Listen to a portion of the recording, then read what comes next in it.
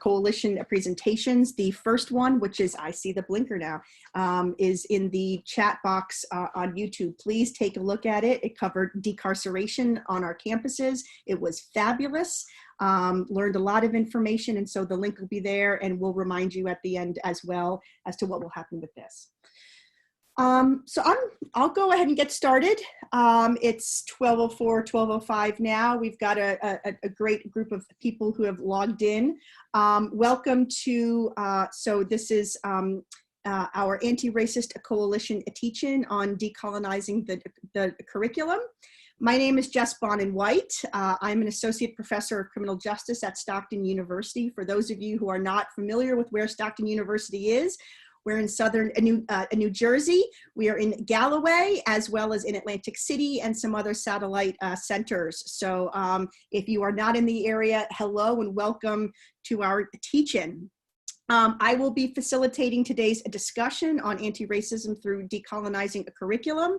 As a review of how the webinar will proceed, we'll start with each of our esteemed panelists, who I will introduce. They will give a short presentation on their topics related to decolonizing a curriculum and anti-racist teaching. After that, we'll give some time to the panelists, should they wish, to respond to each other's presentations, and then we'll start it up the Q&A. During the presentations, I and other colleagues will be monitoring the chat box. So you can open up your chat box at the bottom of your screen. It says a chat, and it looks like a comic book icon there. You can open that up. Feel free to ask questions. It's sort of it's a parking lot for comments and questions, and we'll certainly be monitoring that. If you want, also during the presentation, if you'd like to have your video on, feel free to emote whatever you'd like to emote using your video. Also at the bottom of your screen, there's a happy face that says reactions. If you click that, there's a clappy hand, there's a thumbs up hand, so you can use those as well. Feel free to, we always like to see a little bit of, you know, we're all still here, right? If you'd like to change the format of how you view the speakers, if you go to the top, I guess it would be my right-hand side, it's probably yours too, there is a toggle button up there that will go from speaker view to gallery view to other views. So feel free to move that and to toggle it as we go, so you can see other faces and other responses too. Finally, I should remind our panelists and our attendees that this session will be recorded and later posted, so it can be as a resource.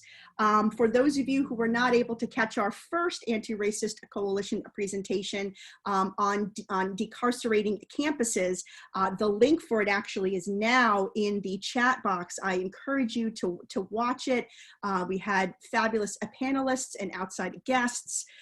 So if you're interested in our work and what we're doing at Stockton University, we've got a YouTube channel now. We've entered 2010. I'm very excited about that. So we will be posting these, and of course, should you have any questions, you're always free to reach out and ask us, especially if you're not at Stockton and would like more information about how Stockton is addressing some of these issues here on our campus. So with that, I'm not going to talk anymore other than to introduce our panelists. What I'll do is I'll introduce the panelists who will be up first. I will introduce them, give them a bio, talk about the topic, and then I will hand it over. Some of our panelists do have slide presentations, so there'll be a point where I will interrupt and I'll share my screen, and I'll probably ask everyone to give me a thumbs up or things, you know, that sort of you can see it, and then we'll move right on. So with that, we're going to start with Emily August. Dr. August is an assistant professor of British literature at Stockton University, where she teaches courses on 19th century British literature and culture, medical humanities, and creative writing. Her scholarly research inhabits the intersection of literary studies and histories of science and medicine.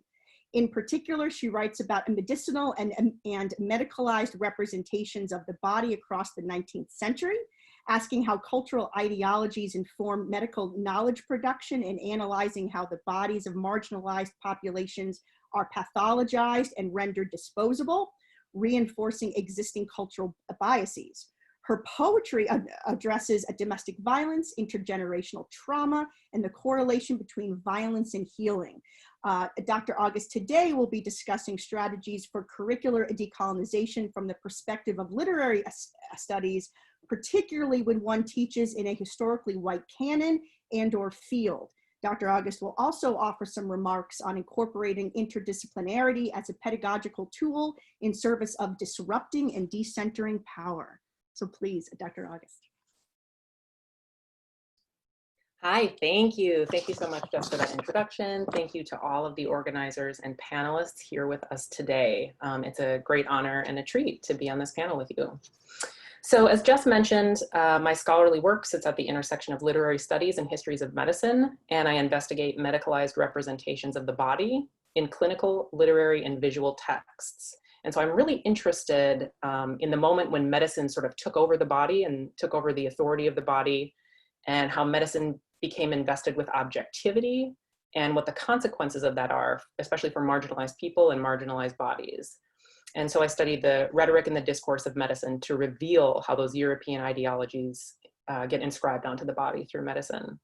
And so there's a particular time and place in the history of Western medicine that I identify as the turning point upon which my theoretical framework depends.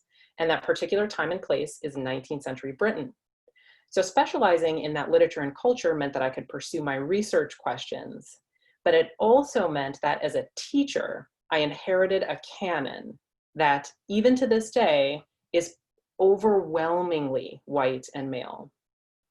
Many of us in fields with historically white canons have experienced an overarching tension between the need to signal mastery of the field in order to professionalize, the need to teach students a particular set of texts and ideas so that they can professionalize. For example, if our students are going into education and have to take the praxis or whatever. And the necessity of decolonizing the canonical curriculum, which is the desire of many of us as educators. So in addition to that, subfields to which I am adjacent have been historically resistant to radical decolonization, while also patting themselves on the back for the occasional diversifying measure, which then actually makes it more difficult to argue that the field isn't decolonizing. Can you guys hear me, by the way? Okay, good, thanks. Blah, blah, blah. And more difficult to agitate for substantive revolutionary changes in the curriculum. Because the discipline can point to this or that measure and say, see, it's kind of a classic neoliberal institutional conundrum. So my remarks today are very broadly focused on what it has looked like for me in a field with a historically overwhelmingly white canon to start decolonizing my own curriculum within this professional set of circumstances. So there are always, several material, sort of on the ground ways that decolonization can happen, and several different points and sites through which we can start decolonizing. Those things are like course material selection, obviously, syllabus construction for individual classes, teaching techniques that encourage particular kinds of contributions and that positively reinforce contributions from particular people or particular viewpoints. Critiquing the absence of marginalized voices and critiquing representations of marginalized populations, which is kind of a predominant mode of teaching in literary studies, and I'm sure in other disciplines as well. Departmental changes in distribution requirements for the major. Those are things that we can do together as a faculty to sit down and really do the sometimes painful work of saying, what courses do our students actually need? What knowledge can we bring in to our major that makes sure that the students are being exposed to historically excluded viewpoints. Curricular expectations, even for faculty, asking faculty to have an expectation of, in their courses, addressing marginalized or historically excluded viewpoints. Partnering with local high schools or regional high schools to help them shape their curriculum, and also to help create channels for high school students to make it easier and more rewarding to come to your institution and to be empowered by your anti-colonial curriculum.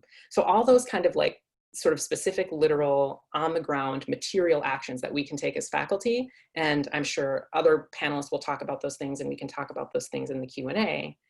And obviously taking specific concrete actions is a crucial step in materially implementing an anti-colonial curriculum. But for me, what's been most helpful is to start with a fundamental paradigm shift that radically upends how I think about my field and its knowledge. The specific concrete actions that naturally grow out of that paradigm shift then help me ensure that I'm not just jury-rigging something that looks like change, but is really just patching different materials into the existing framework. So I'd like to start off with some broader concepts that have acted as paradigm shifts for me and for how I approach my curriculum. The most meaningful paradigm shift for me has been my choice to start my curriculum building with marginalized perspectives as the default knowledge base, to recenter those perspectives, to begin by actively assuming that knowledge produced by white, Western, cisgender men is the token add-on.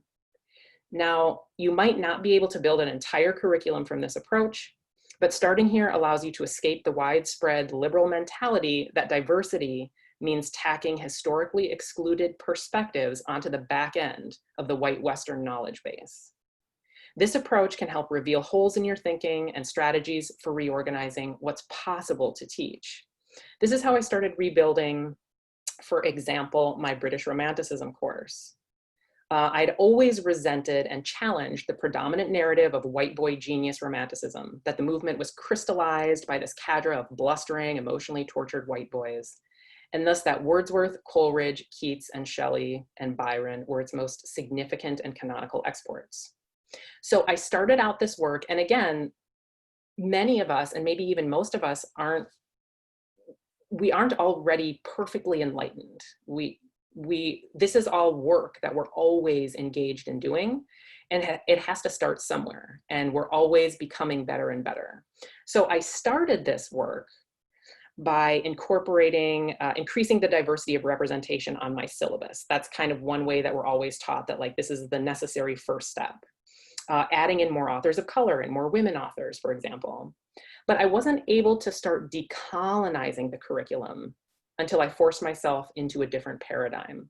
I assumed that the default knowledge base was a different knowledge base altogether, that the significant knowledge being produced and needing to be recentered was that being produced globally by women and people of color.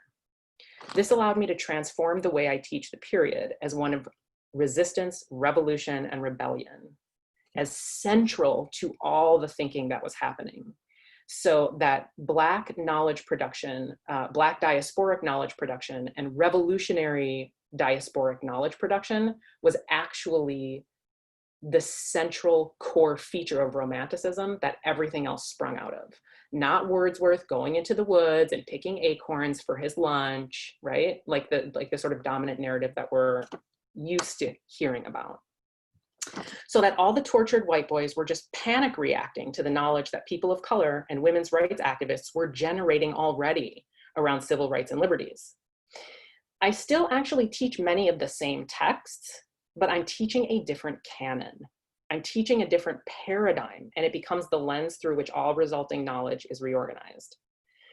And I'd like us to resist the narrative too that this is only possible for humanities and arts fields, and that this is actually possible for the sciences and social sciences as well, and that it's actually a really exciting challenge to think about, and I know some of the panelists will be talking about that, to think about how this approach of defaulting away from kind of white Western knowledge and actually defaulting towards the assumption that the significant knowledge production that's happening is outside of the white Western canon.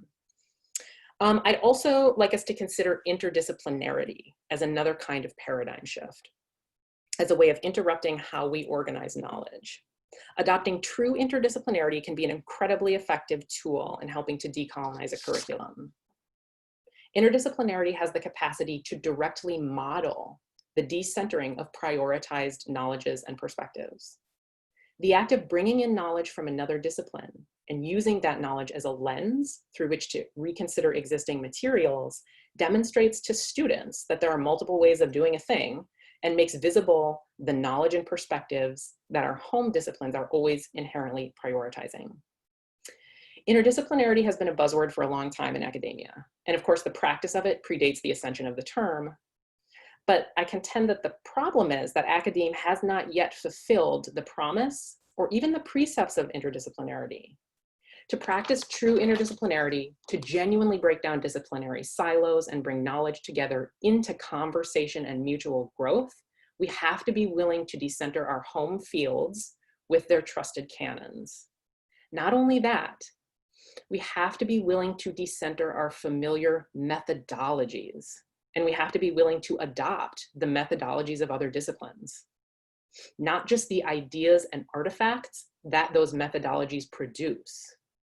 This doesn't mean we have to abandon disciplinarity. Rather, it means we have to turn away from how we use disciplinarity within institutions. I'm a fan of pivoting towards a problem-based or phenomenon-based approach. What happens when we bring several disciplines together to interact with a particular social problem, cultural phenomenon, scientific hypothesis, or technological quandary? We can't approach every single course in this way, obviously, but we can reorient our programs and our disciplines along the notion that this is ultimately what we're training our students to be able to do. And we should insist that at least some of the advanced or capstone courses in our disciplines are built this way. And so this was the kind of thinking that informed my interdisciplinary course on Jack the Ripper, for example, where we're using this sort of phenomenon of the Jack the Ripper murders in late Victorian London, which were carried out against impoverished or working class sex workers, as a sort of occasion to bring together the plethora of disciplines that this case actually signals and points to and evokes: psychology, early criminology, debates on sex work, public health, prison reform. There's so many disciplines that naturally grow out of this context. And in the act of doing that, bringing all of these different knowledges together on this central phenomenon, what the course ends up doing is decentering Jack the Ripper, decentering the kind of, legendary romanticized white male serial killer in favor of cultural knowledge. And the conditions in which this phenomenon emerged. More than many universities, Stockton is already an ideal place to carry out this kind of pedagogy, which we know. We were founded on the dream of interdisciplinarity, and we already have a lot of infrastructure in place to carry it out, as well as the bureaucratic autonomy and freedom to really get creative in generating progressive courses and curricula. The foundational fabric of interdisciplinarity is just one example which reveals that the most radical, the most effective, the most ethical, and the most equitable knowledge production happens in groups of people from different disciplinary backgrounds who create knowledge together. Thank you. Thank you very much. I must note that Jack the Ripper, of course, is one that my students run to. And it's one that I always say, gosh, I wish I could register for that. You may end up just seeing me in the back of the room anyway. What? So thank you for that. I was taking notes, already thinking about much of what you said and how it applies in the field of criminal justice. So can everyone hear me? I see some thumbs up. Great. So we'll move on now to our second panelist, Ekaterina Sadia. Dr. Sedia earned her PhD in Ecology and Evolution from Rutgers University and has been teaching genetics, plant ecology, and botany at Stockton University since 2001. She is currently the coordinator for Stockton's interdisciplinary minor in Cannabis Studies, which is the first such program in the US. She is involved with a variety of grassroots racial justice initiatives on campus and off campus. She also writes weird books occasionally, Dr. Sadia is also the convener of the De-Colonizing the Curriculum committee at Stockton University, and will be addressing her decolonization efforts in her own science classes. So with that, I will turn it over. Thank you. Hi, everyone. Can you hear me? Okay. I'm very disappointed that Joe's cat is nowhere to be seen now. But okay, so I would like to talk about a couple of things.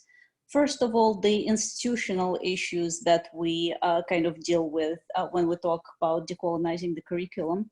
And this is, of course, the question of who are we centering in our classes. The very kind of idea that we're discussing diversity, you know, it's just like, and the rhetoric that surrounds it, like, oh, diversity benefits everyone.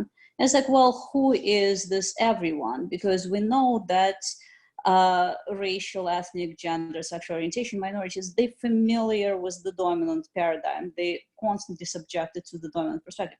It's like, basically, we don't need to educate indigenous people, you know, on white perspective. They familiar. And what actually it ends up being is we're talking about the benefits for the white students from being, you know, exposed, you know, to a variety of perspectives. And this, of course, you know, can carry the shades of tokenism. It also has this kind of unfortunate flavor, I guess, of exotization, you know, sort of like just here are some different cultural perspectives on this issue. And it is kind of very clear who we are centering. So decolonizing the curriculum subcommittee sort of arose as this notion that perhaps rather than still, you know, centering whiteness and Western paradigms and so forth, perhaps it would be a good idea to construct our classes in kind of intentionally decentering all of those things. And we do have a resource website, which is, you know, again, send me things, I will put them up. And it's meant as a resource for people who basically saying, you know, but I'm terribly busy, how will I ever find time, you know, to do those kind of things? And we can basically say, well, here are resources that you can use in your particular discipline. Just a couple of examples I wanted to mention. One of the chemistry things in the chemistry section is the course that the professor, she basically comes from sort of very much traditional, you know, university training. And she found herself teaching chemistry to a class of primarily indigenous students. And what she found was basically that it was extremely difficult to sort of teach it in such a way as it would be relevant to them. And what she ended up doing is she said, you know, I realized that I didn't have to teach chemistry the way I was taught chemistry. I don't have to start from things that we were told to start with. So she just started by teaching radioactive isotopes because the issue of radioactive dumps on indigenous lands is a very serious issue which affects many indigenous communities. And so for her, this kind of decentering of her own background and centering her students' perspective led to the development of a class that was still a chemistry class, but it was designed from the basic question of like, what is important to my students? And this is kind of one way of approaching it. Another way, I think, is we also need to recognize that all disciplines and sciences especially, Emily alluded to it, you know, like 19th century has a lot to answer for. And in terms of like sort of like this lending this, you know, kind of the illusion of objectivity to sort of the worst prejudices that people had at the time, and something, you know, that we're still dealing with to a large extent. And as a result of it, we also completely lost much of the knowledge that has been accumulated prior to that. My background is in ecology and evolution. And of course, when we teach evolution, you know, we start with Darwin, right? We might mention Lamarck. But we never mention Al-Jahiz, who basically wrote in 9th century about things like struggle for existence, species turning into other species, influence of the environment, like all of those things. And that was like good, 1,000 years prior to Darwin. Of course, it was a Black Muslim from East Africa, who was writing about those things. We also have scholars from Central Asia in 10th century also, developing theory of evolution. We also have Persian scholars in like 13th century talking about all of those things. And basically, like, there is absolutely no reason for us not to bring this knowledge into the classroom, right? Because it is sort of fascinating that, you had this absolutely flourishing, scientific university communities in the Muslim world. I mean, I tell my students, and it's just like, it blows their minds that like the very notion of university, it's not a Western, it's not a Christian, it's not a European notion, it's a Muslim notion. And the reason that we wear those robes that we wear, they're supposed to imitate, Muslim manner of dress. And for many of them, this is like news. So we don't teach that. We don't, and we kind of allude, it's just like, okay, so the Europe and, dark ages, like everybody was a drunk teenager basically, and it was terrible, but then, Renaissance happened. It's like, okay, all right, I mean, this is just like something is missing here. I mean, how did that thing come about? Where did we get all of this good information and science and all of that?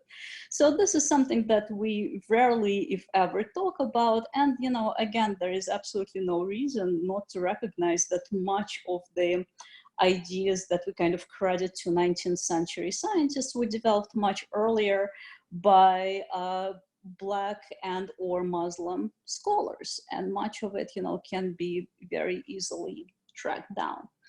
My other thing is ecology, which I teach sort of in a variety of ways. And ecology is very much primed to talk about the way indigenous people view natural world. And I'm saying indigenous people because we mean, of course, indigenous people of North America, but also South America, but also of Central Asia, but also of Alaska, but also of Africa, and also of Australia. The way that people have been approaching ecosystems pretty much as long as there were people, this is ecology, and we're not really inventing anything new. So, we do talk a lot about sort of this holistic view as sort of, really a counterpart of scientific method, which is very much reductionist, very much, trying to break things down into smallest pieces, which is, it can be useful, but it is also useful to look at the big picture. And this is where sort of large accumulations of indigenous knowledge come in. We also talk about, that indigenous people, even though they themselves are kind of under great threat, are the keepers of biodiversity, because if you look at Amazonian wildfires, who was fighting those wildfires? Indigenous people primarily. So, we have to recognize that this is very much a very old and yet perennial issue. I have like one book I kind of want to show everybody. It's called As We Have Always Done, and this is by Leanne Bitasomasamaki-Simpson. And it is basically the indigenous perspective on climate change. And what this book contains is that for the past 500 years or so, indigenous people had dealt with nothing but climate change. They had dealt with nothing but ecological catastrophe. So this is not new. It's big and it's global, but it's not new. And that indigenous people, they do have developed, ways of radical resistance, and we kind of, as I think a lot of white scholars are kind of slowly recognizing that the government will not save us, where do we turn, and surprise, there are literally, like huge grassroots organizations. There are huge databases of indigenous knowledge. There is, like a lot of things that is happening on the ground. And there's, again, no reason not to introduce our students, because as we debate carbon emissions, we also have to say, well, as long as we're going to have fossil companies, fossil fuel companies at the negotiation table, it's probably not going, to change very much. However, there are ways dealing with it and resisting it and effecting change on the ground, without sort of going to those highest levels of government. And this is where the traditional ecological knowledge comes in. Many indigenous networks, such as the Red Nation, have a lot of information in the archives regarding basically resistance, in all forms to things that are basically damaging to ecosystems. So, that's the sort of thing. And last thing I wanted to mention is the Cannabis Studies, which is just like this absolutely fascinating thing, because like if you look at Canada, for example, every conservative politician who pretty much like spent their career, talking about the dangers of drugs, now they all on the boards of cannabis companies, which is just like this kind of surprising, turnaround. And cannabis industry is very much representative of what we are talking about when we take the knowledge which was created primarily by Black people in the Americas. And we're not just talking about the United States, we're also talking about the Caribbean, the cultivation and so forth. The medicinal aspect of it, which is of course goes back to Indian and Chinese traditional medicine, but also to Jamaica and Rastafari movement. And now basically white people sort of completely colonize this, and like of course people who have developed this knowledge originally are in jail, and because they're quote unquote illegal dealers, they're pretty much barred from participating in the industry they pretty much have created. So we do find ourselves, kind of in this situation repeatedly. And this is, once again, a way to talk about like, how do we address this? How do we take it back? And the answer, of course, is more entrepreneurs, which to me doesn't seem like necessarily the best possible answer. But perhaps, decriminalization and just like basically the anti-war on drugs and how it fits into the larger social justice movement. If we're going to talk about, cannabis industry coming to Atlantic City, my question is like, okay, what is it going to do to the rent? What is it going to do to renters' rights? How many people will get displaced, and what can be done about it? If we're going to talk about, if we're going to expunge the records of people who are users, the question becomes, all right, well, people who use drugs occasionally also deal drugs. The barrier between the users and the dealers is oftentimes very permeable. How do we address that? And, and it sort of leads to larger conversations, which basically center, I think, humanity and kind of by its very nature, sort of very much undermining to very Western hierarchical ways in which we address those things, be it industry or be it the justice system or be it the prison complex or be it, just like sort of the incarceration of Black bodies. And as Emily alluded to, the link between that and the medical history. We will not mention J. Marion Sims, but that's there are some really terrible people that have been involved in that.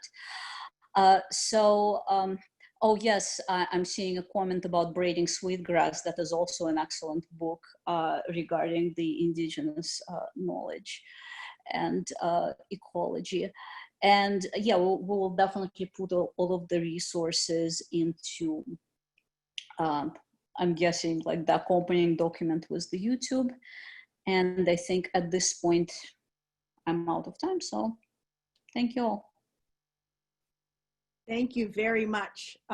Yes, so I am taking notes as well of all of the recommendations being made as our panelists show their books and sort of other things. I'm manically writing it down, and I'm looking at also what's in the chat box. So we'll collate all of these and we'll make sure that that's a part of the notes. So thank you very much. We've got that a title down. That's it was As We Have Always Done. That's the book that you just mentioned, and so that will be in the notes. There we go again. Thank you. Fabulous. So I'm going to turn it over now, and there will be time for a Q&A. So if you're watching and you really want to ask one of our panelists something about what they're talking about, we will have a Q&A session, and we'll be able to bring up these resources again and things like that. So I'm going to go now to Joe Cirio. Dr. Cirio joined Stockton University in 2018 as an assistant professor of writing and first-year studies, a very important program that we're very proud of here at the university. Whoop, whoop, that's right. Dr. Cirio received his PhD in English, Rhetoric, and Composition from Florida State University in August of 2018. At Stockton, he teaches first-year writing courses, as well as courses on memory and memorials, diversity issues, and on professional writing. He also teaches in the summer EOF program. So all of the EOF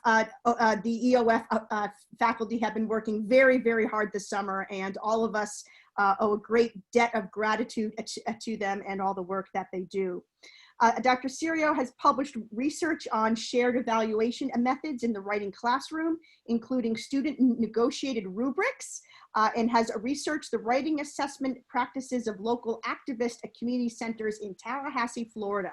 Now he is also, he has some resources that when he needs me to, I'm going to share screen and make sure that you see, but I'll go ahead and let him get started, and then he can let me know when it's time to screen share. So Dr. Cirio, please. Thanks a lot, Jess. And so thanks all for joining us. I'm really pleased to see the attendance here. I was worried. I was like, yeah, who cares about this stuff? You know, it's only the same people show up to these meetings. And so I'm happy to see we have, so thank you so much. I just shared something in the chat box, a drive I made with some resources. There's two folders in there. There's both resources about what I'm going to talk about, which is grading contracts, which is a classroom policy. So there's readings about this, but also some examples, one of which is from me. So like I said, I'm focusing on grading contracts here, which are, I mean, grading contracts as a concept, I think has been around since like the 1970s. It's fairly interdisciplinary. A lot of different kinds of fields use grading contracts, and grading contracts essentially are a kind of you know, an agreement between you and the students where you kind of almost outline a checklist of things like, if you do these things, it will guarantee you a certain grade. Now, the kind of grading contract that I'm focusing on is one for a writing classroom. So how it's structured for a writing class, which has gotten a fair amount of attention in the last kind of 15 years, maybe even less than that. But one that is a specific kind of grading contract that's focused on like labor-based grading contracts. And so a labor-based grading contract in the context of a writing course is, you don't grade students necessarily on the quality of their work. So their final course grade, whatever their final course grade is determined by what they have completed, what they have done for the class, the quantity of stuff that they have done, rather than the quality of their work, rather than, you know, whether they've met some kind of content or rhetorical quality. So so this is what a grading contract is. And the reason I'm talking about it now for this decolonizing panel is because a grading contract, you know, in writing studies has been found to help kind of, and I'll explain a little bit about why people decided to do this as kind of a grading policy in classrooms. But then other researchers in writing studies like Asal Iniwa, he has found that this kind of grading system actually benefits people of color for various reasons, but also there are other reasons why, you know, not simply that it benefits students of color, both in terms of passing writing courses, but also improving the quality of the writing. But it also serves various kinds of anti-racist frameworks. So I'm going to kind of go over in this presentation both, what is a grading contract as a classroom policy, but then also how it fits into anti-racist frameworks. If that makes sense. So three notes here that I want to keep in mind. So number one, of course, I'm framing this under like writing courses. I'm a writing teacher. That's how I approach teaching. That's how I'm thinking through grading contracts. But in the Q&A, we might talk about like how people might adapt grading contracts in the way I'm going to talk about it for other kinds of courses. So, but just so you know, I'm talking about in terms of writing courses. But the other thing is that I only have 10 minutes. You can't, because I only have 10 minutes, what I'm going to tell you about grading contracts is not enough for you to actually incorporate into your classroom. I mean, there's just no way. So that's my way to encourage you. Like, I have shared resources. It does require some reading. We are faculty. We do love to read. So I do encourage faculty to, do the reading. This isn't enough. It's not going to be enough at all to kind of, all of a sudden incorporate this tool and you'll be good to go. And the third thing is, in fact, I'm going to talk about grading contracts, but I'm not trying to persuade you to use grading contracts. The practice itself does not matter. What matters to me, and what I'm going to spend more time on, is what are the kind of ideological things that underlie why we use grading contracts. Because whether you use grading contracts or not doesn't matter to me. It's maybe a matter more of like, well, what are the reasons why and how might I adapt that for my class, if that makes sense. So that's the kind of three notes I kind of want to talk about now. So first, just for the sake, so we're all on the same page here, I think I have the ability to share a screen, Jess, so I think I'm going to share my screen right now. Just one example of a grading contract. If I can get this to work, let's see. I'm going to try to make this as brief as possible because I know everyone hates sharing screen. I mean, I hate sharing screens. I don't know if other people feel the same way. But so this is it's grading. This grading contract is fairly simple. And in writing studies, this one is, one that people often adapt. It's from Danielewicz and Peter Elbow. Who a name people sometimes have heard of. So it's fairly simple. And so what they do is, so they give this to students, and it's structured that, it really determines what their final grade is. So whatever they get at the end of the course. So Danielewicz and Elbow are kind of famous for making this thing called like the B line. So that on a grading contract is if you do these 10 items, and it's not just about a project. It's not limited just to a project. It's about attending class. It's about completing minor assignments. You can read the kind of these 10 things on your own to kind of get a sense of like how it's kind of really capacious. It almost takes a place of a kind of syllabus here. But the salient point here for our understanding grading contracts come at this kind of last paragraph here that really kind of encapsulates really definitionally what a grading contract is. So I'll just read this very briefly. So you earn entirely on the basis of what you do, on your conscientious, God, EOF, man, it's making my mouth, I'm tired all the time, but on your conscientious efforts and participation. The grade of B is not derived from my judgment about the quality of your writing. Grades higher than a B, however, do rest on my judgment of writing quality. To earn higher grades, you must produce writing quality, particularly for your final portfolio, that I judge to be exceptionally high quality. So the point here is there's kind of two salient points about this grading contract. One is it kind of blows up this arbitrary and often weird, bizarre grading scale of A through F that doesn't have much purchase, that we put a lot of investment in, but really, what difference does a D to a C really make outside of for institutional purposes? So they just say there's 3 levels here. You get a B for satisfactory, there's above a B, there's below a B. So there's really only kind of 3 points. He's kind of famous for making this kind of 3-point grading scale for a class. But what's also important is the emphasis on passing the class rests on what you've done, not the quality of the work. Now, Danielewicz and Elbow, they didn't care. Not that they didn't care. It's that they didn't kind of analyze and come to grade. Let me stop sharing my screen so we can talk.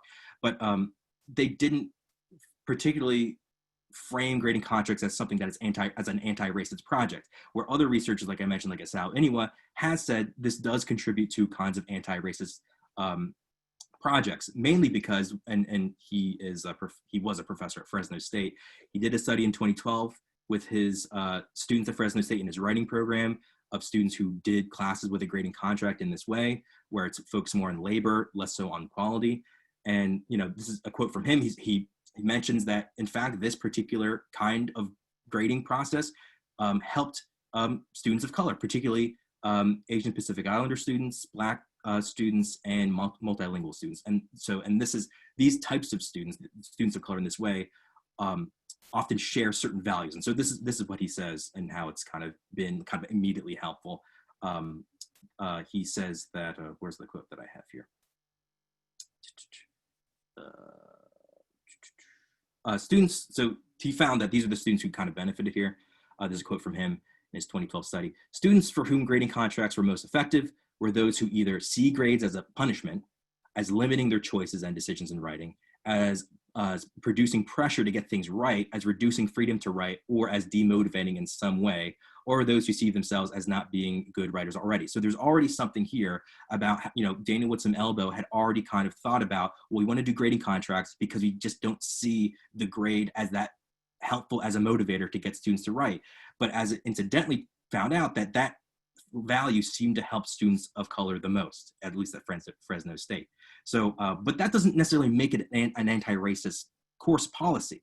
So what Inua did later on was he's like, okay, so what makes this anti-racist? Just because students of color benefit from this, what makes this an anti-racist project or an anti-racist policy? So, so I'm going to kind of go over some of these underlying ideas. Again, if I go too long, someone please cut me off because I do really go on. But really, it hinges on this idea. So again, we're focusing on just quantity, just what they produce, just the labor of what they've done, not the quality. We're not, it's not that we're not giving feedback. Feedback is built into the class, but we do not hinge quality on the students' final grades. So why is that the case? So we have to understand at the core, faculty, by our very nature as an entity of people, are complicit within an educational institution. Now, obviously, that is for white faculty members, but we have to understand someone like me and other Black and brown faculty, by the very nature of us as faculty, we are also complicit within this educational institution. So what I mean by that is we might use the kind of language of like a white habitus. If you've heard that kind of phrase of a habitus before, where educational institutions reproduce and kind of reinforce a white habitus all the time. And what I mean by a white habitus, I'm defining it as kind of this like white discursive literacy practices, white ways of knowing, white epistemologies, white worldviews, white values. This is constantly reproduced in educational institutions. So of course, white faculty members do well because, they kind of already are existing in white habitus growing up, but in white middle class, upper middle class environments. But as faculty, myself included, it's also to just survive to the point we are, to go through in a graduate program. To survive, you had to accept and kind of participate in this white habitus to be able to succeed, to get tenure at institutes that are already upholding a white habitus. We kind of already have to, we have to understand how we are always complicit, all of us are. And so, we can look at grades, for instance, as kind of a particular example of this. So grades as like a kind of a evaluation system, we know this already, I'm not gonna go too much into this, but grades, we know is just not tell us a lot of information, but it attempts to, right? It's a single letter that's supposed to convey a lot of information without information, right? It's acontextual in that sense. And so without a lot of information, we look at a grade of an A, and it's supposed to kind of represent for us and for other stakeholders, both within an institution and outside of an institution. We fill it with information about like, well, because of its historical kind of function within educational institutions, it is an indicator of how well a student kind of fits in within this kind of white habitus, right? And so we kind of fill grades with that kind of information already. And in fact, in our classes, those values, typically a grade does represent that, how well a student was able to kind of adapt to and be part of a white habitus. So, so then, some faculty here may, for instance, say to themselves, well, Joe, I teach a writing class and I don't kind of embody these things. I actively work against it. That may be the case, but it's not about whether you have malice towards your students or not, or whether you have preference for white discursive practices or not. The system already does that for you. The grading system has historically done that for you already. So you can have no malice in your heart and still have racial outcomes in your grades. I see it all the time. So, but even beyond that, we teachers, sorry, I should really, this is a quote from research by Kathleen Blake Yancey and Brian Hewitt back in like 1998 on grades. And they have this really great quote that I want to read here, where they say, teachers typically become faculty because they have compiled good grades, lots of good grades. You know, the grades seemingly confirm the fact that these people should become teachers. They should exercise authority, especially in the classroom. So right from the start, teachers are determined by grades. Having earned good grades ourselves, we have to have the right to become part of an institution to grade others. So we have to understand that we have to reconceive grades because we are already complicit, all of us, because we're already faculty members. We've already gone through this process. So what the grading contract does is it begins a conversation with students to have this conversation about the relationship between quality, white habitus, and the marker of a grade, but it also takes that out of the equation, which is if you're just grading students on what they have produced, simply on the labor that they have done, it takes the hinge, it decouples, what I'm trying to say, it decouples the possibility that their grade of an A would be a representation of a white habitus. So, so that I just showed you the Danielewicz and Elbow example. Asao anyway, and he has another grading contract, it's lengthier, but he offers a way that everything, not even, because Elbow, he goes up to a B, it's based on quality, but then beyond a B, or up to a B, it's based on labor, beyond the B, it's based on quality.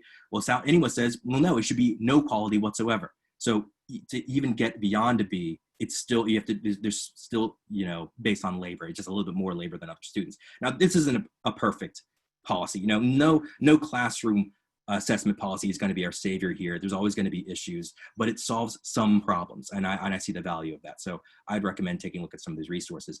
And the last note I'll end on here, I don't know how I'm doing on time, but the last note I'll end on here is, you know, there's resistance to grading contracts because we cling so hard to the idea that we have to grade students on quality. That has to be what we have to grade students on.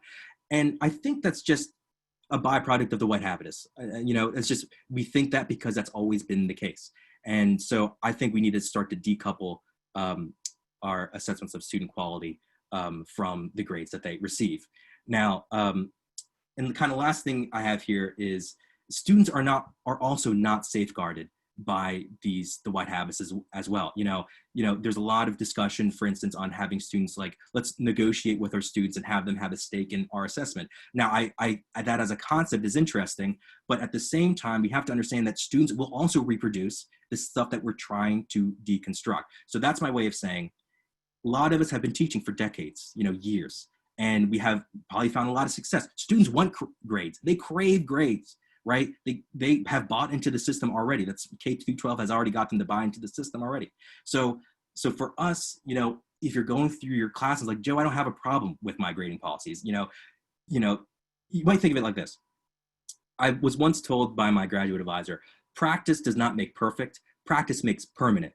Meaning that just because you've done it over and over again doesn't mean you're perfecting it. It means that you've just made that policy more permanent for yourself and for your students. So, you know, if that might be an opportunity for someone to rethink and say, well, maybe these policies, I need to rethink them and kind of reframe them. Like, what am I actually reproducing here for my class and my own assumptions? You know, so that's what I got. Thank you very much. Thank you. Grading contracts has always been something I will be honest, I'm very interested in, but I am one of those, but wait, it means I don't have control. It means I can't see what's right and what's wrong. And there was a comment in the box about how much even right now, COVID and how we're thinking about the next semester is really challenging many of us to think about attendance and participation and sort of all of these assumptions that really do reflect that white habitus that many of us are sort of going, wait a minute, I didn't think, but yes, it is, right? And so, you know, I look forward to hearing more about this, potentially, you know, even being, you know, adopting this myself and thinking about it, but it really is, this is the time for a lot of us, you know, to as we're thinking about these things, really focus in on sort of this as decentering and you know, decolonizing, right? And so, you know, thank you so much for presenting that. There were some great comments in the chat box. Emily August came back in and said too how, you know, important this is for decentering a lot of that. And I know I, as a faculty member, have been really thinking about this and realizing how much I've been replicating things. And I consider myself fairly knowledgeable, right? And there's even more work that I need to do, very much so. And so I thank you for that.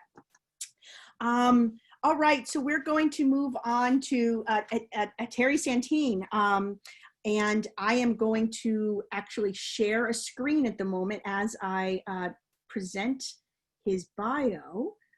So if you will bear with me for just a second as I share a screen. You're right, everybody's like, oh, sharing screens now. But here we go.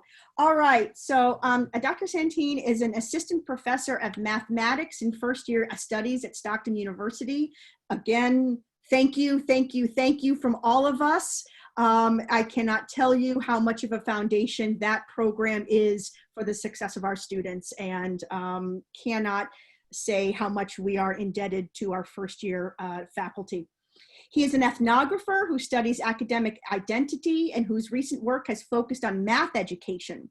His background in creative writing, the performing arts, and mathematics education has provided him with the confidence and flexibility to embrace and favor the student-centered, social justice-oriented, and cooperative learning environment where student engagement and critical thinking are central and always sought after. Dr. Santine will be exploring how the idea of math as this neutral and universal body of language and this objective and measure of intelligence accessible to a few geniuses has given legitimacy to pervasive and long-standing assumptions about the cultural and intellectual inferiority of African Americans and other social groups. Math continues to be used in K through 12 and higher ed as this objective measure of academic preparedness or forecast of professional or economic prospects. Many people are given or denied access to academic programs, scholarships, and on because of a math score. In his upcoming book, A Racial Inequality in Mathematics Education, Exploring Academic Identity as Belonging, Dr. Santine joins others in advocating for a decolonization of the math curriculum and argues for math classrooms and learning experiences that promote a socio-political and historical awareness. In other words, math for social justice. So with that, I'm going to turn it over, and that book title will be in the notes, so that will be there. With that, please. Thank you very much, Jess, and thank you for all the panelists who went ahead of me, and I mean, really quite an education. Thank you, all of you. I was meaning to say something about each one of you, but I'll reserve that for later because I feel like my 10 minutes will just be spent because it was so amazing. So I want to start with a confession. And I think the confession is connected to what Joe talked about and also what Emily talked about. I confess that I have not done enough to decolonize my own thinking and my own teaching of mathematics. So that's something I wrestle with. So I want to say that ahead. And also if there's some students who are on this call, that's kind of my way of saying to you that I'm still a work in progress here. So a lot of the stuff I'm talking about are also my own aspiration of getting better at actually doing this. So Jess, if you would mind, just thank you. So I thought it might be good to start with my beef with math.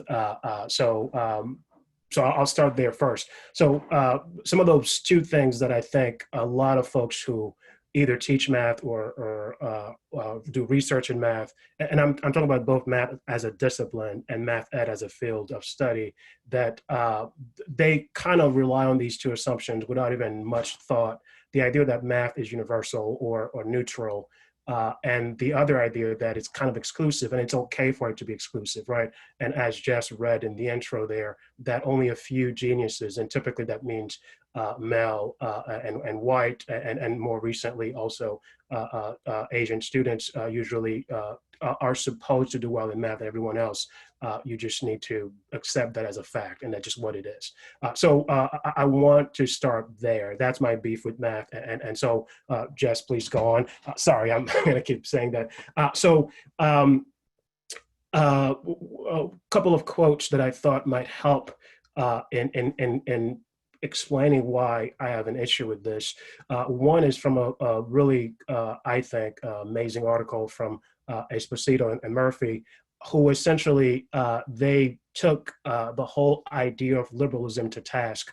And one of their early kind of like point in the article is this thing that rely on this kind of like timeless and, you know, it's not interested really in context, nor is it interested in culture or place, because it's believed that, you know, everybody in all cultures can benefit from it. And obviously I'm using that to talk about that assumption that math and math ed folks often rely on without even thinking about it. And I argue it promotes this false sense of competition or meritocracy, that each kid has the same ability to produce, or kids, because they're competing against each other, they'll always do what's for the best interest. So on the other side of things, the idea of math is only accessible to a few. That ability model, that's one that I think everyone on this call is very familiar with. And in fact, many of us by middle school, you were kind of forced to decide, am I going to be a math person or not? Like there's no in between, right? So, and this is where most of my research lies in that second point, is because of that, then when we see gaps, either it's gender-based or gap around race, ethnicities, and other gaps in attainment or grades, it becomes normal. Like it's almost expected now that, you know, if I have a classroom of students, here's is what the breakdown is going to be in terms of race. So my work mostly look at race and not gender so much. So the next one, please, Jess. So in my upcoming book, I took some time because I was really interested in this, in looking at the notion of equity, because that's a word that gets thrown around so much in education. And I wanted to look at it in math ed and get a sense of, well, what's been done there really. So if you look the last century, if you will, especially, I mean, really the 20th century, from, you know, as early as the early progressive movement in education up until more recently with stuff like Math for all the mentions of equity have been mostly rhetorical. I mean, it's just talk, and there's not much there to really address or really address, or well, one, acknowledge, and second, really address math ed's what I call racist tradition of being comfortable excluding folks, generations of folks, because either of a zip code or because the way their experiences are in the classroom, and some other things I'll talk about in a moment. And the other part of that, usually when there's those shifts in math ed, there's a lot of different initiative or reform thing that comes along. Typically the focus is to bridge the gap, and I put gap in quotes.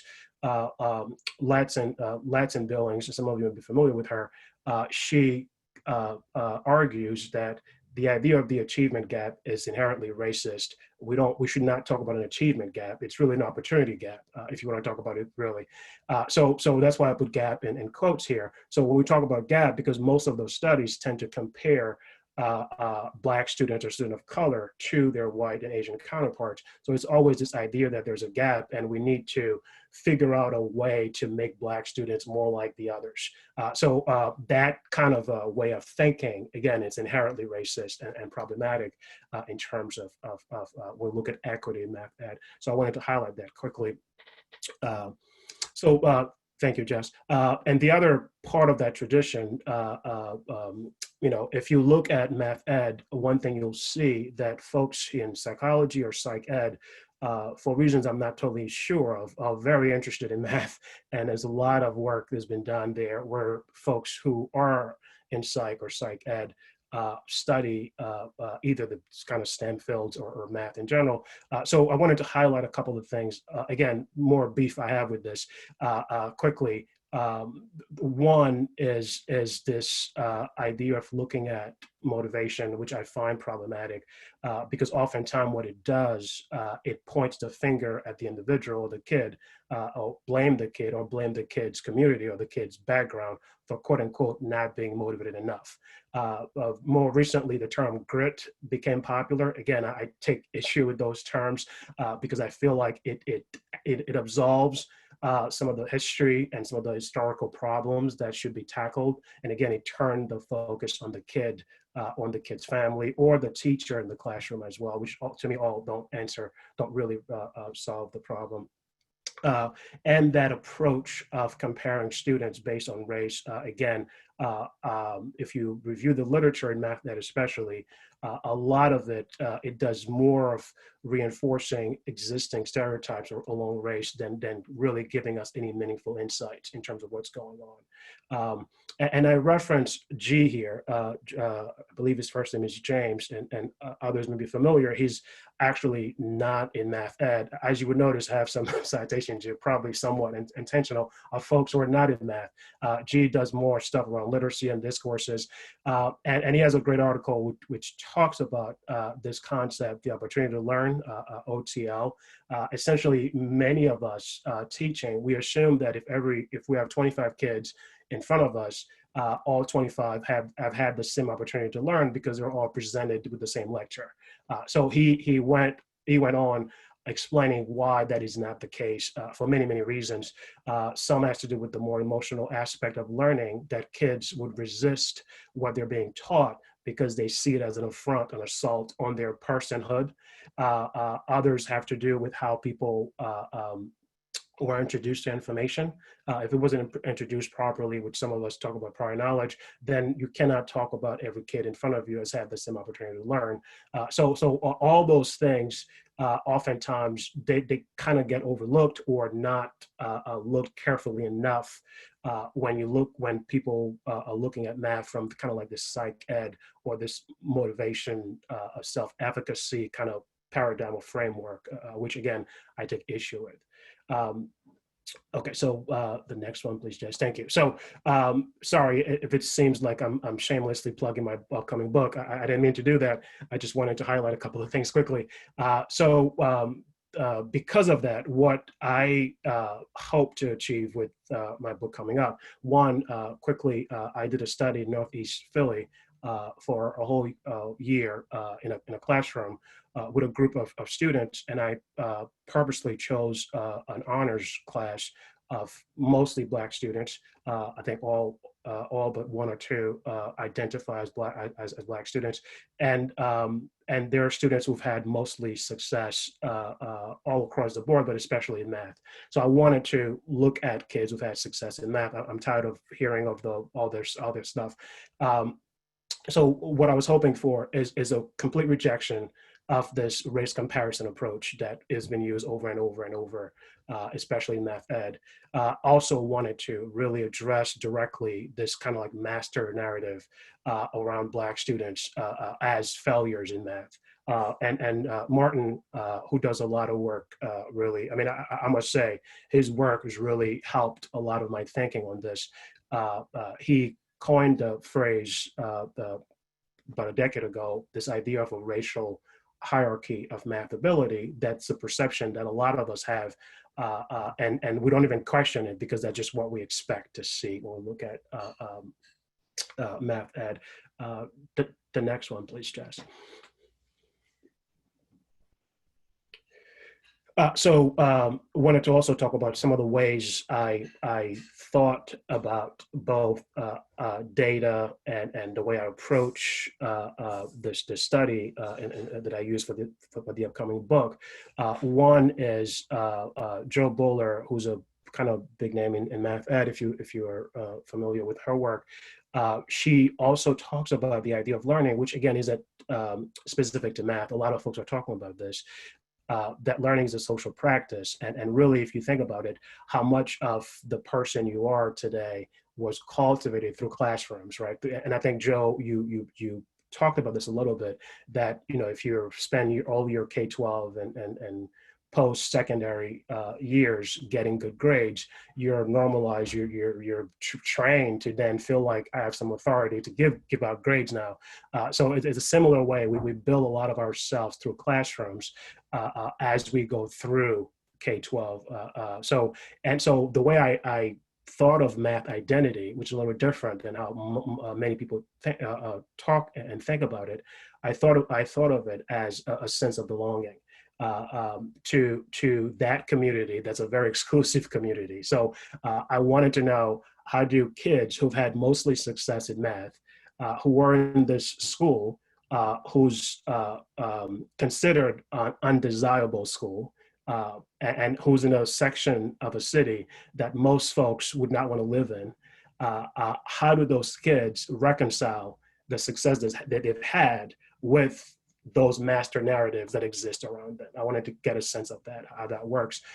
So my focus wasn't on failure of ability or skills. It was more of a failure to belong to that exclusive community. The next one, please. Again, you'll see folks there that have nothing to do with math. So Foucault, I use them a little bit. He talks about this idea of the truth game, which essentially it's a set of beliefs that become so normalized. And I think it's connected a little bit to what other people talked about. And Joe, I'm keep referencing you, Joe, because you're the last person that came before me. You talk about the white habitus. So it's similar in that way. It's a body of knowledge and beliefs that became part of that game that we all play surrounding who's a math person, who's not a math person. Again, without ever interrogating why I decided, in middle school that I'm not a math person, and why this other person is, right? And so one thing that I found that was troubling to me is that all those kids who were doing, again, really advanced math and who've had mostly success, they were mostly convinced that that label math person was not something that fit where they wanted to go. It was not a matter of motivation. And this is where these concepts fail us, right? It wasn't that they weren't motivated to go to college. All of them actually were enrolled in colleges, were accepted to many colleges before this study was over. All of them wanted to be successful. But as far as pursuing a career in math, they all were very clear that I want to be successful. Therefore, I don't want to jeopardize my chances of success by pursuing a degree in math or something to do with math related, right? Which I thought was really interesting to me when they mentioned that. So the next one, please, Jess. I thought I should kind of like bring up some recommendations of things I'm thinking about. Again, I confessed early in this presentation that this is something I'm still personally wrestling with in my own practice, working in the first program. More and more I'm looking at some of the policies that we have and question, are they anti-racist or are they part of the racist problems, right? And some of them I quite frankly find that they're more on the causing more problems than actually being anti-racist. But that's probably a different conversation. So one of the recommendations I think right away is really to move away from this ability model that some students can and others cannot. This is not to suggest that everybody is going to be a mathematician if they want. That's not the point. The point is, let's stop, especially in the early grades, giving kids either explicit or more subliminal messages that you're not a math person or you're a math person, especially along gender lines as well. It's a big issue. Many studies are coming out and showing, in fact, even kids in the upper income brackets, girls are being discouraged earlier on than boys to pursue those careers. So we have to all be more aware of this and move away from this, both as researchers and educators as well. And this is probably from my training as an ethnographer, but I really feel like students' voices, their experiences are sorely lacking in the field of math ed. I mean, we keep talking about who's failing, who's not failing. What about their voices? What about what they have to say about what they're learning? So we're doing this to them. Like, we're putting them in those classrooms. We're creating those curriculum without their voices. We're giving them grades, as Joe talked about, but there's no interest in their voices and their experiences actually through this process. So I think it's time that we really open up the field to allow students both to contribute to our research and also to voice their experiences in our classrooms and using and engaging with our curricula. And also some examples of things that I've been using every now and again, some resources, some links there. I hope they work. Sorry if they don't, I could resend others. And this book by Gutstein, he's one of the leading voices around math for social justice. I really recommend this book. If anyone on this call wants some stuff they could use right away, he actually has a lot of work from teachers who've used things in the classroom, both lessons and also reflect on the lessons, how they went. So in case someone is interested, as a way to start. I think I could stop talking now, perhaps. Yeah. Thank you. Well. Thank you very much. Thank you. I can remember 7th grade, my female pre-algebra teacher telling us girls can't do math. And at that point on, we were done. And I know, so for those of you who are not at Stockton University, we, many of us are preceptors or advisors to students. And the number of students who we get to that math course in the field and they decide, do I need to drop my major?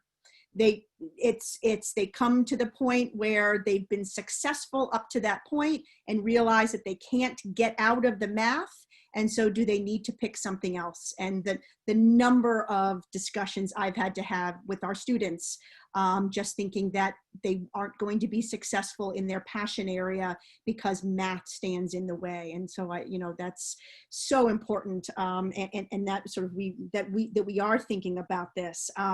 There were some comments in the chat box even about how this has made its way into things like the bell curve and IQ tests and that sort of idea of race and biology that I know when I was teaching in anthropology, gosh, that was so prevalent and so hard to counter because it was presented as science, right? And Heather McGovern brought up a question of a failure to be welcomed, right? And is that a part of the issue too? So we'd love to get into some of that in the Q&A in the discussion section. So thank you so much for that.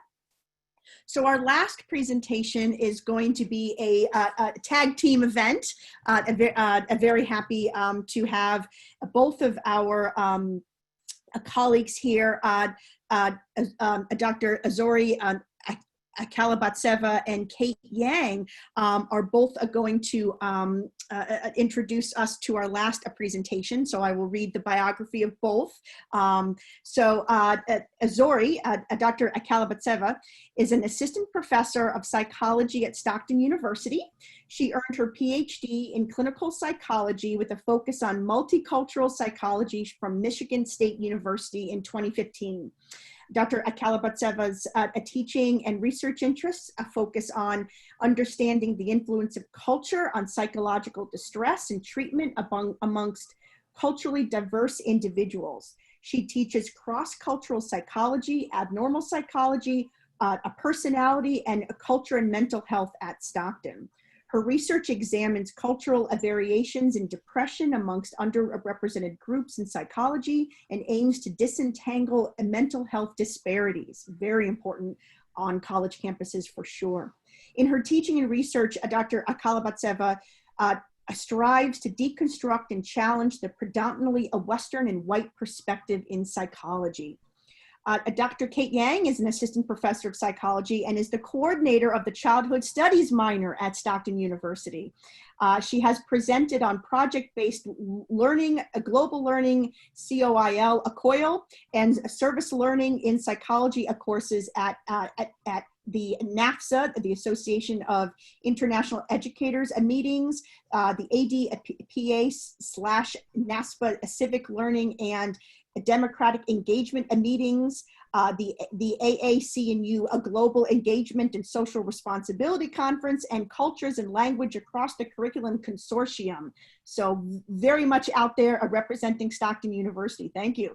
In 2019, she led her Psych 2201 adolescents students and an undergraduate research team in a diplomacy lab project on the international advancement of girls and women in STEM. Dr. Yang's disciplinary training is in social psychology, and her scholarship examines gender, culture, and personality across the lifespan. So these two esteemed panelists will be focusing on the ways of incorporating critiques of the weird, that's Western, educated, industrialized, rich, and democratic framework. That's something I hadn't heard about, so I'm really excited to hear about this. And its applications and exploring multiple conceptualizations of selfhood in teaching. They will discuss applications of psychological science, their lack of neutrality, and ways in which we can use knowledge to dismantle oppression. So with that, we're going to talk about some weirdness. And I'm going to share my screen, and I welcome our panelists to the discussion. Right. Hi, everyone. So thank you so much for the introduction and the opportunity. I'm Kate Yang, and together with Dr. Kalibatseva, my colleague in psychology, we'll be co-presenting on approaches to decolonizing psychology. And I love a good circular narrative. So as Dr. August described at the beginning of the panel, I couldn't help but think of psychology, my discipline, as very much a child of that 19th century turning point in ideas of medical objectivity. And so too with inheriting this tradition, I have much to learn and miles to go in this work of decolonizing. So I think next slide, please. We start in a place that I think is at least familiar to many psychologists and some other social scientists. About a decade ago, analysis of top psychology journals revealed that about 96% of psychology research samples came from only 12% of the population. And that 12% was from countries that are described by the acronym WEIRD, which, as just mentioned, stands for Western, educated, especially through formal and higher ed institutions, industrialized, rich, and democratic societies. And to put it another way, though, most of our empirical data is collected at predominantly white universities by predominantly white researchers who work in the context of Western European and European colonial institutions. And we know that as a result, our findings get overgeneralized. Moreover, our theories and research questions become grounded in Eurocentric perspectives, while at the same time, because of a disciplinary focus on objectivity, the cultural, social, and historical influences on behavior are de-emphasized in our writing as well as our teaching. But I think that it goes beyond this more familiar critique in our discipline. As we know from decolonizing perspectives, there's also the issue of power in omission. An overemphasis on Western and white perspectives occurs alongside and depends on a de-emphasis of non-white and non-Western perspectives. And this omission not only hurts and narrows the limits, and narrowly limits our science, but in the context of the psychology classroom, these hegemonic weird perspectives repackage and also overlook contributions occurring outside of the white or Western tradition. And I'll give two examples here where we as teachers may not know that we're actually missing this crucial information. So take the concept of mindfulness, which is very much kind of in the mainstream knowledge right now. Do we articulate and elaborate the concept's origins and applications in South and East Asian philosophies and spiritualities? Is this a mere footnote when we talk about mindfulness, or is it actually crucial and central to when we teach about mindfulness? A second example is in positive psychology, which is a discipline that was established, or a subfield established in the 1990s to focus on well-being rather than on deficit models of mental health. And many psychologists may not know that this reframing of well-being was predated by Black psychology by almost 2 decades. The Association of Black Psychologists established at its inception in the 1970s that conventional psychology's emphasis on deficit models of framing Black identity and experiences needed to be resisted and replaced with positive, strength, and resilience-based African-centered psychology. So my point here is that the omissions are important and revealing, and in decolonizing psychology, we recognize that the act of omitting these and other contributions reflects power and control. Another dimension of power is that aims and applications of psychological science can also be used to justify the status quo and systemic inequalities.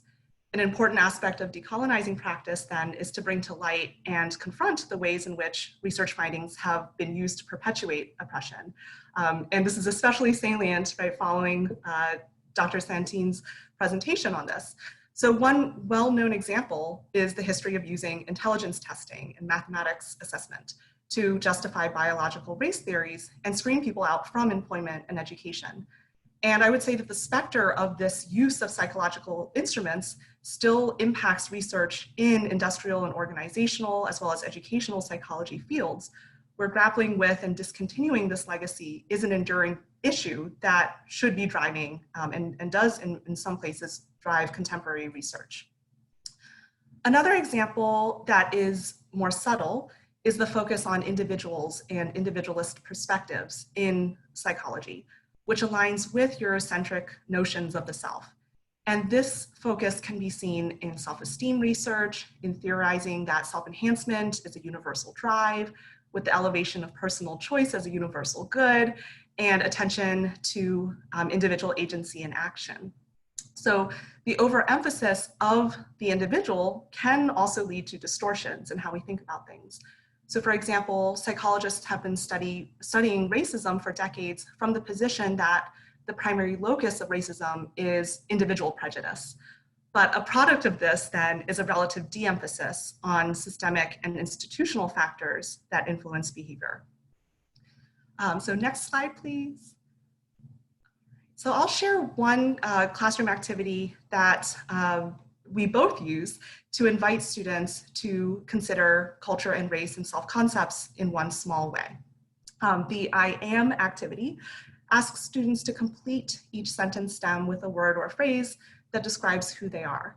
So you might think of what you would say to this kind of a question. You might think about whether interests, preferences, traits, emotions, values, and roles that you inhabit, whether those come to mind. And there are differences in what people say, and these differences happen to vary by culture and by race. People who grow up in cultures and subcultures that emphasize interdependence of the self, that emphasize collectivism and interconnectivity among people, tend to complete these stems with more group affiliation terms, like citing family roles and relational status rather than individual traits, hobbies, and affirmations. People of color in the US are more likely to write out their racial and ethnic identity compared to white students for whom racial identity often is not as salient. Commonly, people in groups with more power in the society take for granted those aspects of their identity that inhabit dominant and kind of default positions in society. So for example, women are more likely to identify as women compared to men identifying as men. Activities like this can help spark conversations about cultural influences as well as systemic influences on self-concepts. This also strikes a very personal note for me. I was born in China and my Asian identity is frequently at the forefront of my mind, but it was also very rare to see this reflected in psychology courses throughout my own training.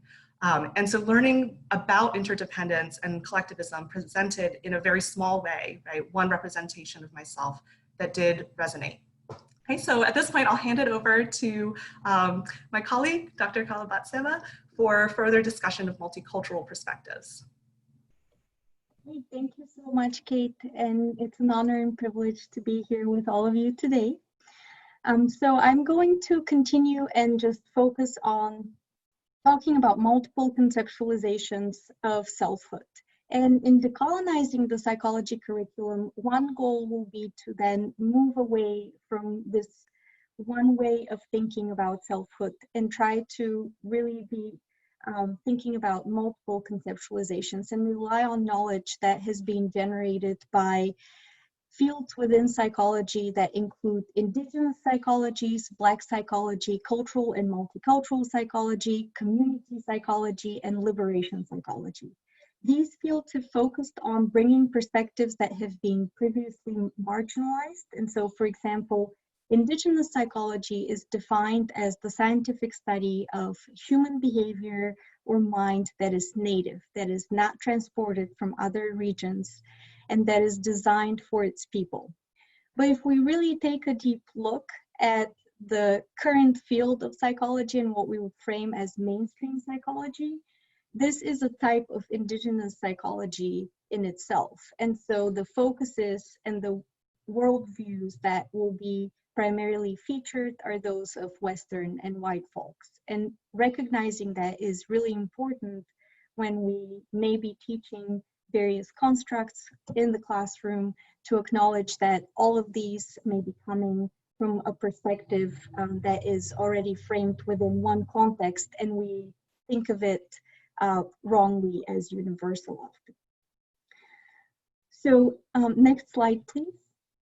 What I would like to show you in this slide is something that I talk about in my cross-cultural psychology, especially when we talk about psychotherapy, which is considered the form of healing system that we use primarily thinking about mental health in the US and in Western cultures generally. So the way in which psychotherapy has come to be is within a really much bigger context here, where we would be looking at the egocentric perspective, which sets the frame there. And this perspective is Western influenced, and it permeates all assumptions where the self is always at the center. So one's self accomplishments in personal history are considered the tenets for understanding oneself, and the values that are dominant here are individualism, autonomy, achievement, among others.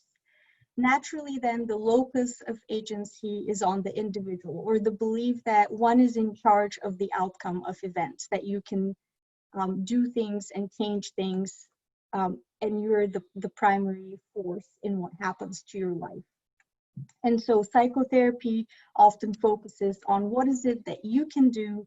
And there are some approaches within psychotherapy, like feminist approaches and multicultural approaches, that go away from that perspective. But if we think about some of the more popular aspects related to cognitive behavioral or psychoanalytic or psychodynamic therapy, they very much focus on an egocentric perspective.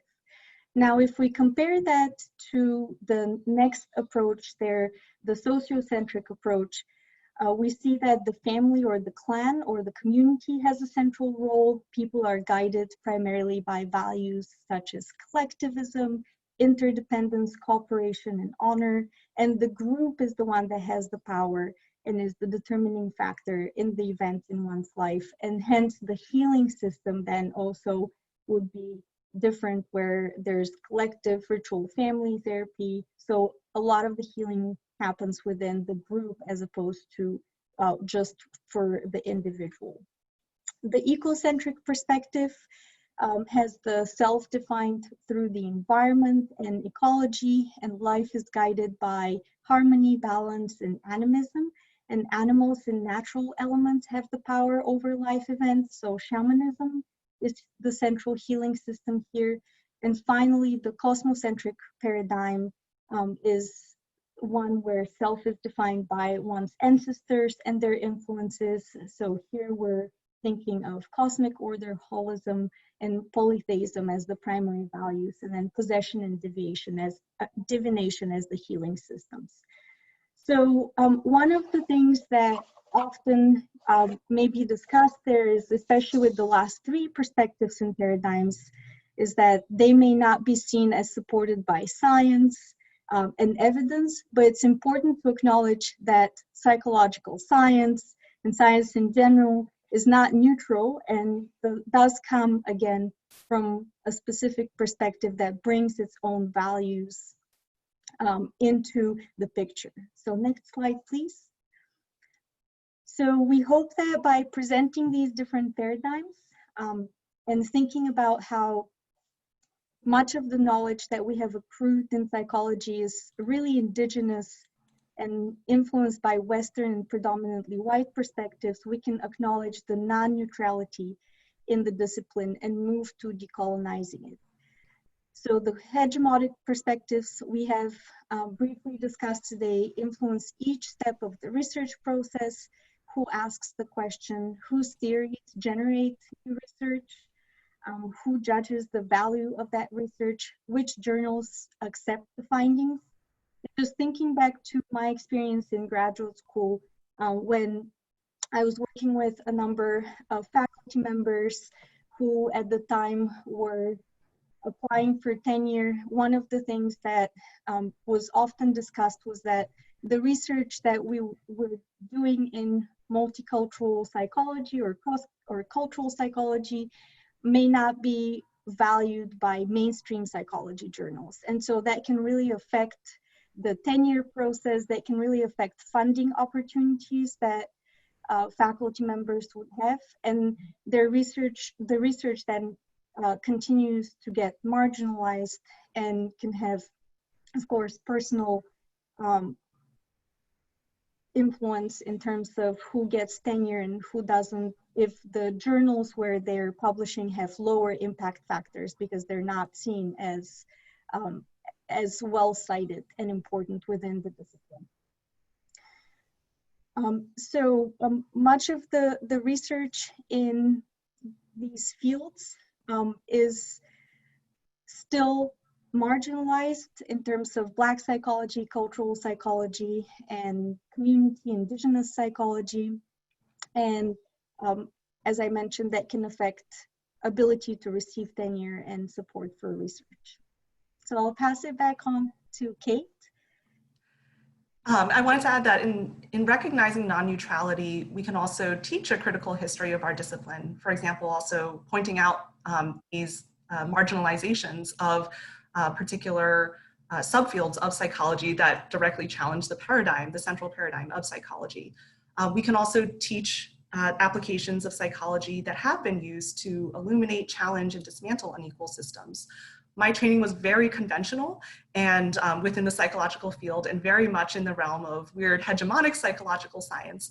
But it's important to me personally and to my teaching professionally that I learn what was omitted.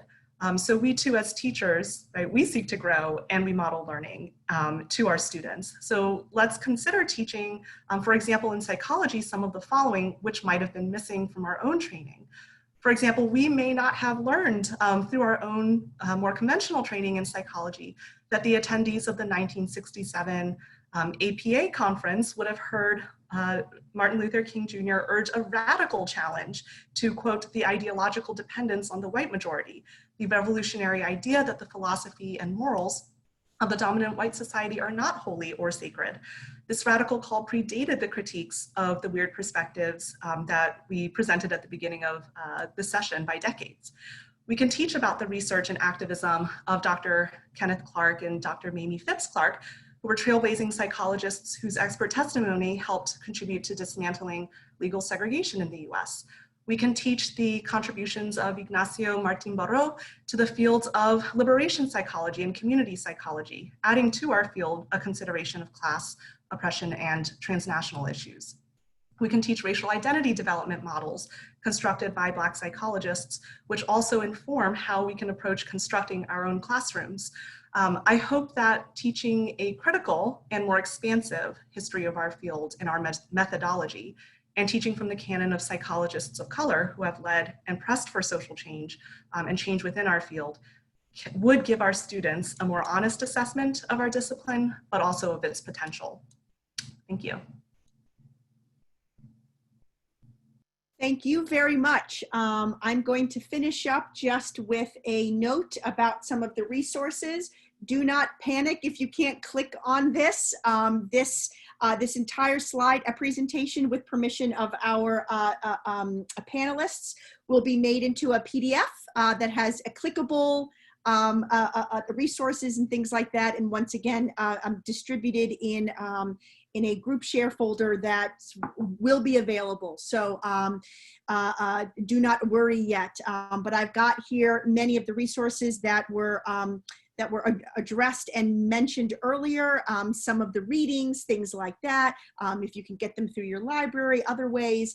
The last thing that I just wanted to note to sum this up and to put a focus on some of the work that we have to do too, is that once again, I would like to, before we open it up to a Q&A, I would like to acknowledge, and that we acknowledge, that Stockton University sits on the traditional territory and homeland stolen from the Lenni Lenape peoples of New Jersey, Pennsylvania, and what is now Delaware. To learn about the history of the Lenni Lenape and their advocacy and community work in our region, we'd encourage you to visit the website of the Tribal Council that is listed there, and as well as the Friends of the Nanticoke Lenni Lenape people, also with the website that once again will be there. If you're not in our region, if you're attending from other parts of the world or other parts of the country, nativeland.ca is a worldwide searchable website where you can learn about the traditional inhabitants whose land was stolen through colonization in your region, so that you can begin to include that in your curriculum and in your history and in your discussions too. So we wanted to make sure to add that in, and those links will be available. So with that, I'm going to stop my share. And I will open it up. So I'm going to be monitoring the chat box. However, if anyone else would like to unmute, or you'd like to request us to unmute, or you want to open up your video and ask a question, I think this is the beginnings of a conversation. This is not the conversation, right? And so certainly we're taking notes, we're thinking about things, and I hope this is the first of many more conversations that we will have. So with that, if you'd like to put your questions in the chat box, you can also, so if you'd like to unmute and a video, if you can raise your hand. So if you go into the chat box, there is a way for you to raise your hand, and we will take note of that, and we will note. So with that, while we're waiting for the first of hands to go up, would any of the presenters like to interact with each other's work? You were doing it all throughout anyway, which I thought was so heartwarming. Was like, yay, thank you. But would any of you like to follow back or loop back or to add more? Ekaterina, go ahead. Dr. Sadia. Hi, yeah, I have a question for Zori and Katie. What was actually very interesting to me is sort of that you mentioned the wellness movement, right? And there is also the whole industry, you know, this self-improvement, wellness, yoga, meditation group thing going. And I do wonder, like, how much that and traditional psychology kind of tend to reinforce each other, and how they both work to distract us, you know, from the material condition. Perhaps you're not depressed because there's, you know, something wrong with the chemicals in your brain. Perhaps you're depressed because you have job precarity and no place to live. How does that work? So I'll take that, if that's okay. I thought it was interesting that you posted that in the chat as well, right before the presentation, but there has been a tremendous focus on the individual, and that of course then creates a lot of opportunity to tell people that there are all of these things that you can do, and then distracts them from what might be some of the societal reasons for why they might be in a specific situation in the first place. It is interesting, as Kate mentioned, that some of the self-help industry has also taken ideas or stolen ideas really from more Asian-based perspectives that are relying on mindfulness, yoga, and they have been completely westernized. So I do find that even in psychotherapy, when we talk about mindfulness as an approach, that the way in which it may be presented or taught with acceptance-based therapies often comes still from an individual perspective. What is it that you as an individual can do to accept these things, as opposed to, you would still observe what's happening around you, but you may still feel powerless to then change any of those things because they are beyond your control.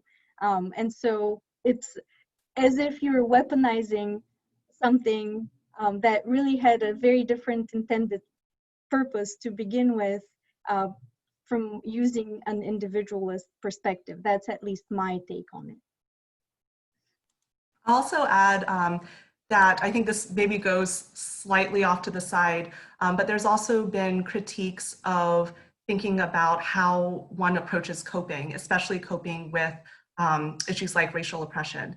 And within the psychological domain, often, right, we think about individual ways of coping that have more to do with individual problem solving, emotion-focused coping, really like, self-oriented practices like that. But that takes attention away or obstructs the ways in which these are systemic issues that have systemic and institutional solutions. So I think there is an article by Nia Phillips, Glenn Adams, and Thea Salter that I can try to drop into the resource based on, that's entitled Beyond Adaptation, Decolonizing Approaches to Coping with Oppression, that elaborates on the inadequacies of these individual-driven kind of coping and like wellness-based solutions. Yeah, I mean, it seems to me that like the very notion of coping is very much based on the dominant perspective. That is, if you are part of the dominant class and somebody abuses you, your first impulse is to punish the abuser, put them in jail, get rid of them, and then go on with your life. However, in case of, say, racialized trauma, it occurs daily and you cannot get rid of your abuser, so you get re-traumatized daily. So coping really doesn't seem like a good way of approaching it, rather than just like getting rid of the abuse, to begin with. So, but thank you so much. Thank you. We don't have any questions in the chat box yet. We don't have any hands up. But one thing I'd like to pull back on and sort of address, Dr. August, in the beginning, I talked about these canons that we have. Now, I teach criminological theories, and there is a definite canon, and it is white, and it is about how other people are problems. And that disturbs me in actually teaching it, right? So where the canon itself replicates the very sort of oppression and then of course I have to evaluate them on their knowledge of that canon, which of course is a canon that in many ways demonstrates and replicates the oppression of people in our society, in particular, because we focus in on American criminology. And so that sort of challenging the canon, I think, is something that I'm really pulling from this, and thinking about how I, again, as many of us have said, I'm a work in progress, and in my field in particular, criminal justice, where there is a lot of work in progress to be done, and really approaching and challenging this idea of what is a canon of thinking about crime and responses to crime. So I just wanted to throw that out there with the sort of, I think that many of us struggle with this canon idea. So I'm very thankful that that was brought up. I want to also comment based on what you're saying, because I think about that in the context of like a first year studies class, where a lot of times it's not necessarily the content. Well, there's a content to the course and it's focused on writing, but also I think a lot of in the first year studies course, also in EOF, you see this a lot, where it's seen as like a gateway course where you have to prepare the students for bad professors in the future. So, you have to prepare them for that. So what you do is that you do bad pedagogy in your own class as a way to prepare them for the future. And I don't agree with that assumption. And, and so, for me, at least, thinking about like, this is kind of extending not exactly what you're talking about, but it made me think of this, which is, we shouldn't have, at least in first year studies classes and gateway classes, it's my belief that we shouldn't hold our pedagogy hostage for the bad professors they're going to experience in the future. I think there's ways to prepare students for the future without having to actually do the bad things in our classes. The thing I've been thinking with also that's kind of connected with what you're saying. Thank you for that. And I think that that also sets out the work that maybe we have to do as academics and professionals in academic organizations and professional organizations, right? So the American Association of, you know, whatever you're a part of, right? Bringing up these ideas and challenging these, because many of our fields, for example, have certification standards that say you must teach blank, blank, blank, blank, and blank, or else you can't be certified, right? Those ideas are incredibly harmful. And so how we groundswell not only within our institutions, but within our professional fields to really tackle this. And thank you for mentioning that, because I mean, that's really something that thinking about potentially the harm I may be doing in the classroom is something that I really need to reflect on and to focus on and to challenge. And what's so generative about that is that we can approach that from several different, we can take several different approaches to correcting that. One approach, of course, is to teach different voices and to paradigm shift around the knowledge base itself.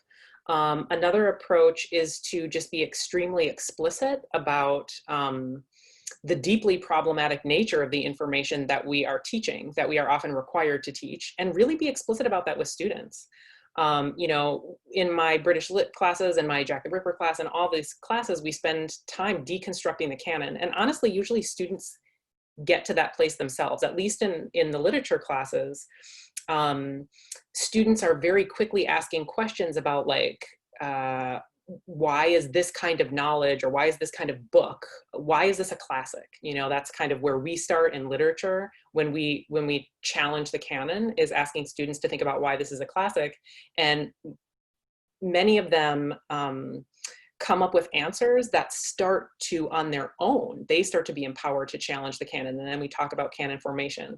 I also think historicizing the knowledge, I mean, obviously I specialize in a historic, you know, in a historic field, but I think even those of us who practice sort of contemporary knowledges, I think even just a nod to historicizing the knowledge, I think can be very clarifying and illuminating for students. And speaking about criminology, I mean, we go back in my Jack the Ripper class, we go back and read Cesare Lombroso's Criminal Man and start kind of at the beginning of the field, right? And because that's what was being produced at the time. And so it's very easy for the students to look at that text and be like, bah, this dude was so racist. He's so awful. You know, he says that criminals with like, you know, he says people with big ears and big noses are automatically criminals, ha, ha, ha.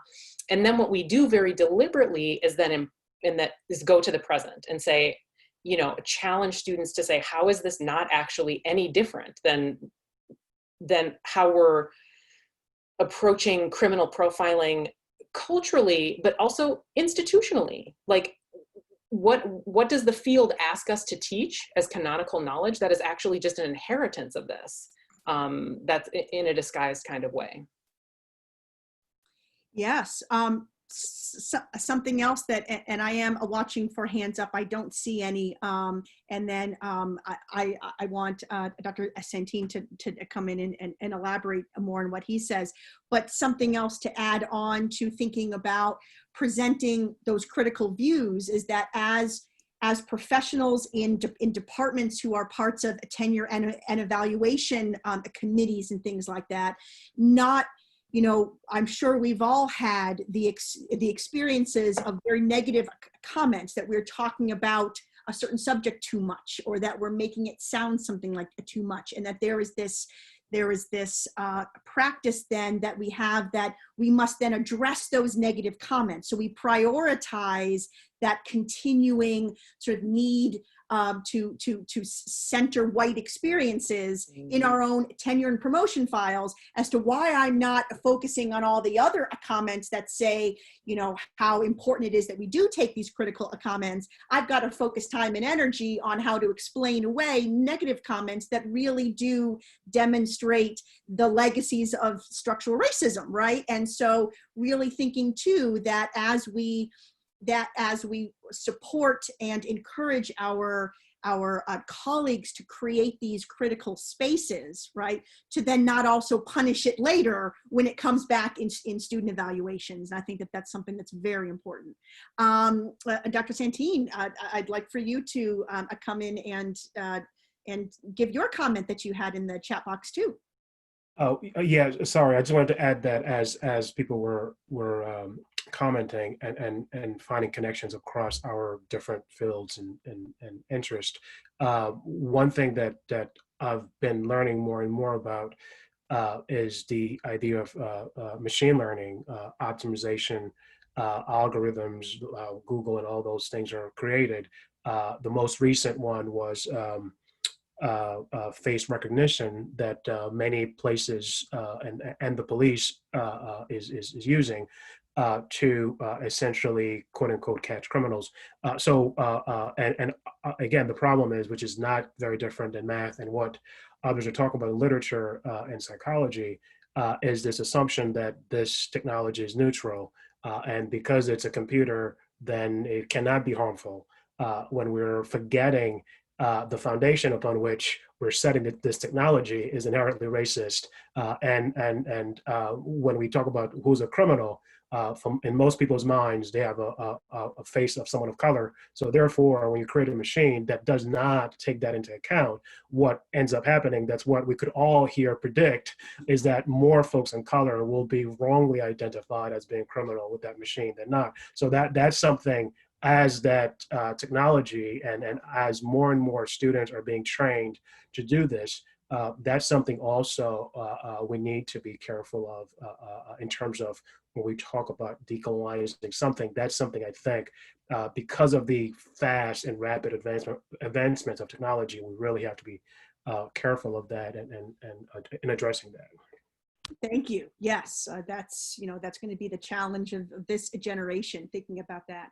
We do have one hand up to wrap this up. So Sherry, if you would like to, in fact, I can ask you to unmute yourself, or you can do it and ask your question.